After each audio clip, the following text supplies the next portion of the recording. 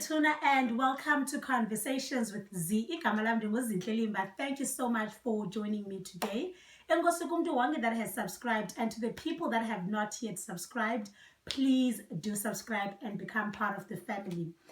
On today's conversation, I've decided to talk about mental health or mental illness. In South Africa, the month of October marks a mental health awareness month, and I lost my friend last year to mental illness, and her birthday is on the 7th, or rather was on the 7th of October 1993. So this is my way of saying happy birthday to her by creating or by having a conversation about mental illness. The one thing that I want to talk about on this video is the friendship that we shared, the lessons that I've learned in our friendship, and how mental illness affected my life, and also just to bring closure to abantu mhlambi that still blame themselves for what happened. It's my way of saying, Bana, you did not know and you were not in control of whatever happened. And I do understand that this month might be the hardest, especially for Mama Ake, because it's the first month, okay, it's the first birthday. So okay, I've decided to talk about London Namhlanje. And she wouldn't want us to be sad. Umahle loved life and loved fun. So I don't think she would want us to sulk and be sad. Rather, she would want us to celebrate. And as a result, because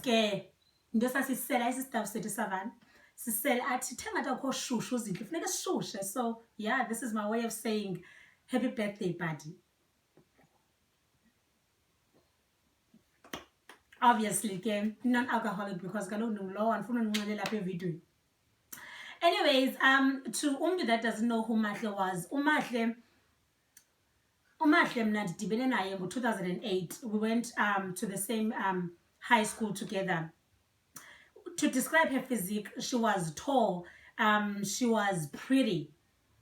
Umahle was very beautiful. She had freckles ebusweni.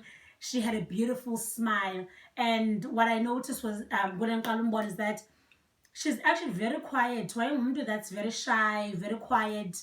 She hardly spoke. And I think that her superpowers lied in her silence, because you would want to know, so her silence actually made her noticeable. There was something very mysterious about Yena. And I remember as a teenager, there was a phase where she was obsessed with Chris Brown. I remember Chris Brown decided to color his hair blonde. But best believe, wabuya in a short hair, I dye blonde. Chris Brown went and got a nose ring. Umahle went and got the very same nose ring Chris Brown had. Chris Brown was bala apha, had a tattoo yesipoko. Umahle went ahead and got the very same tattoo. Rihanna went to write a tattoo, bana never fail, always the lesson. Umahle went ahead and got that very same tattoo. So yake Mrs. Brown at some point. She was a woman that loved. She loved a lot. She loved so much. But before knowing the love, when we first had an interaction, it was not the prettiest. The very same, like the very day, the same day we exchanged words, when we had our first conversation, I fight because which was her friend at the time, we were not yet friends. I was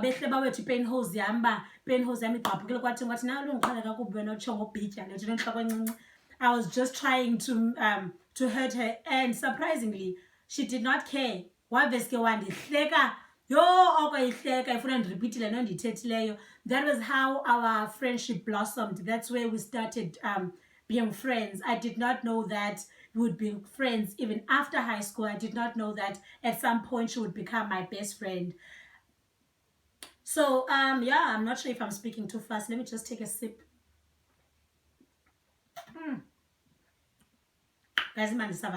Even if I was saying like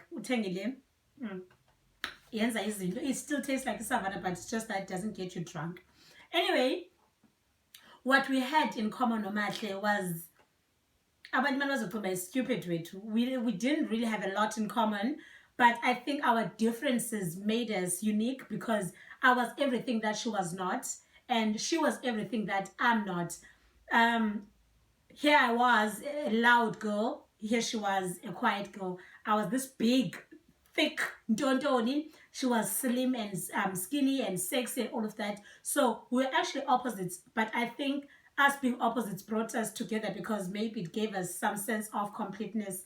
We ended up calling each other's hle kahle okanye hle kantle kubone as twins. We twins, even though we never captioned our pictures as twinny and whatnot. Ibond yethu blossomed more when it comes to water. We both loved swimming, even though I'm not a great swimmer, but I just love the idea of being around water and going to the beach. I remember when we in matric would bank school just to go for a swim. Sake sabetha imali at some point sihamba siyothenga Hungry Lion and chilled at Chemist Bay. Like, parents at that time zicimba sisesikolweni, you know. So that's what we shared. We became very close to a point where we did not have to say anything to each other. We just understood. I remember when she started dating girls, she didn't have to come out. They need to come out of the closet. She did not have to come out of any closet. If anything, she was just like, buddy, the girlfriend. That now girlfriend, not like that girlfriend one like, and she was so excited for me to meet the girlfriend. But brown. I think you're gonna love her. And we arranged. I met the girlfriend. Like, we understood each other. She didn't have to explain herself to me. I also did not have to explain myself to her. We just had a way of like understanding each other. And like, when I think of her love language, she was amazing. I experienced love through yena, love that I had never experienced through omnye umntu. Umahle was a gifter, you know. She loved beautiful things and she did not mind spending. I remember her last birthday gift, wayendithengele a gold watch that is so expensive. Even Nandumuzidla, I've never bought myself a watch that expensive. But that's how she was. And we were each other's priority. Like, even if we had the last 100 rand bank accounts zethu, omnye ubuthi bhadi anamali, like sizohlulelana 50 rand sizozibona how we're gonna go through the rest of the month. That's how much we cared for each other. I remember in 2017 when a car accident, and she was actually driving me home. Imoto yatshayiswa, I blacked out, I fainted, nandizovuka sekukho breakdowns. And then when I woke up and when they managed to take me out of the car, she gave me the tightest and the most warm hug. I think she was scared, but I'm mhlawumbi ndizobe ndifile in her hands because nguye that was driving the car. And then the first thing she asked is, uright badi? Like, ndiright. And I'm trying to gain like now my conscious, and the minute she realized bandi right wafainta, now I had to be okay and find a way of getting her to hospital. Because you know. And I stayed throughout the night to ensure that all right, even though we're in separate rooms. And I did not care to look if I had bruises or cuts. I only realized after then I checked myself in to the doctor. So we're really each other's priority. Now, the downfall of a good relationship here was that because Umahle loved, Umahle, her love was her strength and her love was her weakness, because once Umahle was in a relationship, she would exclude everyone else just to solely focus on whoever she was dating, and she would become distant. And this was a fight that we regularly had, because so I had to constantly check up with her, quiet, hey buddy, you're so quiet, what's happening? And then it was only in 2018 when she told me about being clinically depressed. We sat down and we talked, and we were drinking savannah yetu. because in 2018 ndandisasela and ndambiza saza apha endlini wethu and we spoke and she said Zinhle bendile kwagqirha wethu ndaxelela into yobana ndine-depression but what she feared was having to rely on medication. Wayesithi yona xa uzawusela ipilisi ngathi ndiyaraka. That was her fear. I think ifear yakhe comes from a stigma because ayikho a nice way of saying mental illness ngesixhosa. Umuntu xa ne-mental illness sinalaa nto uba ugula ngengqondo okanye uyaphambana. So wayinalaa nto she feared taking medication due to that. But sithi uba ayikabikho kwistage esi-serious. That's what she said and that's what I believed. One of the feelings that came with being depressed she would get a massive headache. Sometimes like she felt like she was losing her mind when she had that sort of headache, and she had a feeling she became very anxious and wanted to distance herself from people, and she wanted to just be alone. That was the type of feeling she described. I can't really disclose, obviously, on the video, but what were the things that were troubling her, because that's personal and that's our secret. And I was in an awkward position during that time, because here she was telling me all these things, and I could not tell her mom, I could not tell her family, I could not tell her other friends, because me doing that would mean that I'm betraying trust you understand? So it was my secret. I had to keep that. The best that I could do at the time was to pray with her, was to keep on checking up on her, and would have conversations over the phone. And when it got too much, I would request an Uber for yena to come from Emontle as a kume site C, and would pray, would light candles. And I remember she sent me a text, a city, your body, when it gets too much, I pray and I feel better.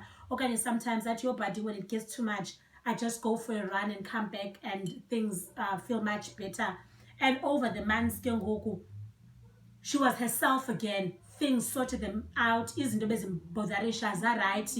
In my my understanding was that she's in a better place, but she was distant. And Goku, I thought she's distant. She's distant because she was focusing on relationship here with Umtu that she was involved with at the time. Because as I've said, Umahle had this tendency of distancing herself. And then in November, I went to Johannesburg, and then we did not speak for the month of November, because at that time, and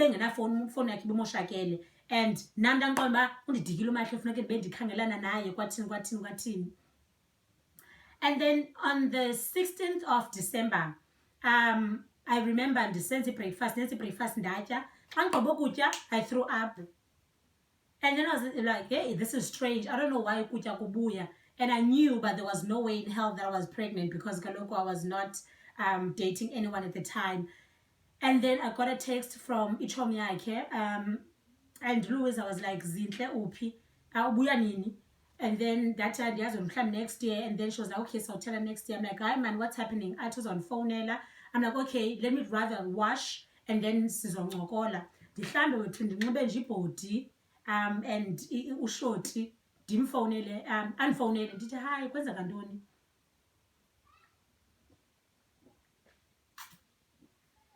And then she said, Umahle. I'm like, Umahle utheni? Utheni Mahle, ubhaqwe efuna uzibulala? Yabo, something just said that apha kum, and then athi no Zinhle uzibulele. I was angry.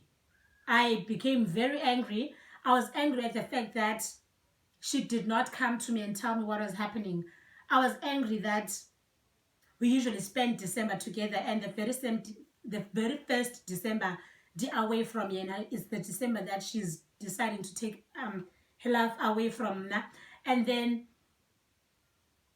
I was overwhelmed because everyone was trying to get hold of me. Mama, her ex, like people were trying to get hold of me. And I have this thing when I'm very emotional, I just run. I did not care about where I was running to. And then I just sat down and then I sobbed. I cried. I was not crying because I was hurt. I was crying because I was angry. I'm like, why would she do this? And I hated myself for being away.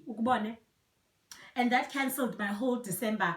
As I, because it's the 16th of December, I was Queen's plans, and I had to stay indoors and not go and cancel excuse whatever plans we had.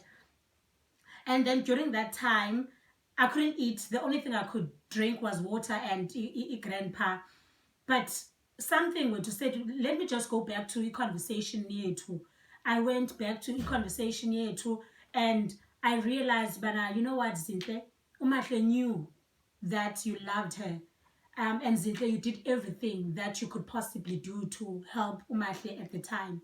And it's time that you let her go. It is God's plan that you were away, also Joburg, because if you were in Cape Town, Mhlambi, you would not allow this to have happened. Or you would have kept her from doing whatever she had to do. And that's maybe not God, that's not God's plan. I realized, but I was not in control, that I did not have the power to save her, that only God had the power to do so. So if anyone maybe feels guilty for not being there for Mahle, I think that we need to forgive ourselves, and we also need to accept that we are not in control, that God is in control, and that Umahle is now resting where she is. I started having image yakhe ngiqonda yo noba uMahle ufikile in heaven wathi cela cigarette, and she smoked because she was a smoker and was chayela and was selela isavana yakhe and wanika utatakhe the warmest hug because utatakhe is also late. She was reunited with her dad, and she's at peace, and she's now looking down on Na, and she would want me to have fun. Then the image just made me let her go. And at her funeral, I ensured that I wear all black because all black. So that was my way of honoring Yena. And the fact that Baba, her mom, gave me a chance to speak about her and gave me the chance to read into a tribute to my friend, that gave me closure. So do I regret? Do I think I should have done better? Of course I do. I think that I should not have believed her when she said but everything was okay. I should have taken her to the doctor myself. But hey, life happened. Life happens. I'm just grateful for the memories that we've made together. Please, guys, if you suffer from a mental illness or you have symptoms, the anxiety, consult a doctor and do what needs to be done. If you have someone that that suffers from a mental illness, be the support structure, research more about the types of mental illnesses because they are different, and ensure that you are equipped so that you can be a better support system to that person. So yeah, Betuna, that was today's video. This is the 10th video that I've uploaded. If you enjoyed the video, if you find it informative, please do like, comment, and subscribe. And as a part of helping me grow my channel, could you please go onto your Instagram and upload any of the videos that I've uploaded, if favorite yako, and mention my name Zilimba. That will expose my channel and Abandabanis would know about the channel. So please do that. Comment, like, and subscribe. This was my way of saying happy birthday, buddy. Bye bye.